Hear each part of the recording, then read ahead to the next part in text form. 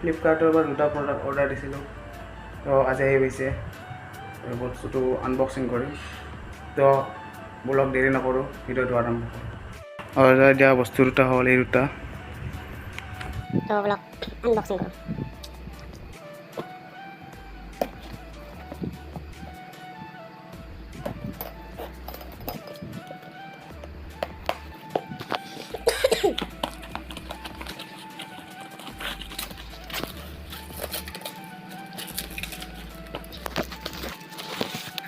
তো এইটো হ'ল এই বেৰাত এনেকৈ দি কিনে চাৰ্ট থ'ব পাৰি, কলম, মোবাইল যি থৈ যাওঁ, যি থ'ব মন যায় থ'ব আৰু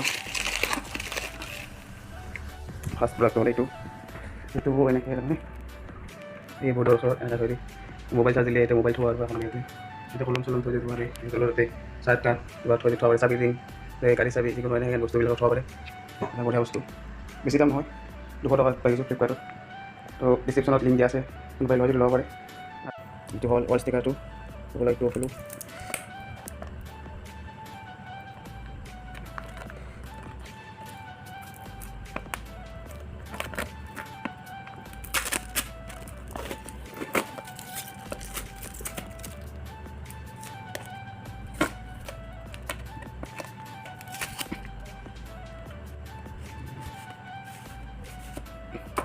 তো এইখন হ'ল ৱাল ষ্টিকাৰখন। এতিয়া শ্ৰীকৃষ্ণ আছে, ইয়াত শ্ৰীকৃষ্ণ ৰাধা আৰু শ্ৰীকৃষ্ণ ছবি এখন আছে।